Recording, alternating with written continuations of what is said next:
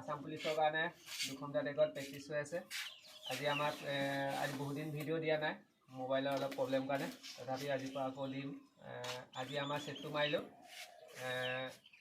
আজি আমি 64টা মাৰিলোঁ, 32টা 100 মিটাৰ স্পীড, 18 পৰা 20 ছেকেণ্ডৰ ভিতৰত, আৰু 32টা হৈছে শ্ল', আৰু যিটো শ্ল' মানে আমাৰ এটা টাইম শ্ল' মাৰোঁ আমি, যিটো 35 ছেকেণ্ড 30 পৰা 35 ছেকেণ্ডৰ ভিতৰত আমি শ্ল' ৰানিং কৰোঁ, আৰু সেই বস্তু কৰি মানে 64টা মাৰিব লাগিব। তেনেকৈ আমি আজি আমাৰ গ্ৰুপ থাকে 3টা, ABC, A গ্ৰুপ তেনেকৈ আছিলে, B গ্ৰুপো তেনেকৈ আমি এটা মাৰিছোঁ। আৰু ছোৱালীও আজি 32টা মাৰিলে, 16টা স্পীড আৰু 16টা শ্ল', আৰু তেনেকৈ আমাৰ ছেটটো আজি কমপ্লিট কৰিলোঁ।